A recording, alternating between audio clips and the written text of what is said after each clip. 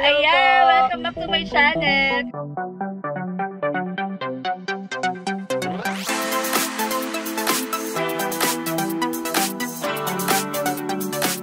Kasama ko si Zainab. Kasama ko pinakamaganda. Mas maganda. Nagkulangan. And ang plano namin ngayon, pupunta kami sa Asylum Camerot. time check. Anong oras na? Nakalagay dito is 10:52 10:52 na.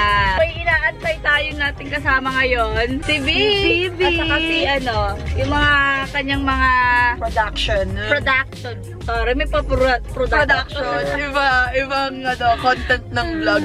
Kasi balita ko nakakatakot daw dyan eh. Pero may ibang story. Nakapunta na ako. Nakakatakot ba? Sabi ko sa'yo, kulang ang Ba't nag-jacket ka? Eh kasi Last time basang-basa yung kilikili ko. naisip ko pag nag-dress ako, baka wasak-wasak yung dress ko. Last time kasi, pag nanonood lang kami ng movie, sobrang na-retense na ako. Tsaka na, parang feeling ko na-torture utak ko. Ako nga matapang ako, mahilig ako sa horror movies, pero Natakot ka daw. kada may magugulat talaga bumabagsak ako, tapos lang nakahabol yung multo. So, ayan. Wala kasi kaming vlog that time at wala din naman kumukuha ng video dahil bawal unless na may permit ka. So, this time makikita nyo kung paano magulat si ate at pati na rin ako. At lalo-lalo na si B.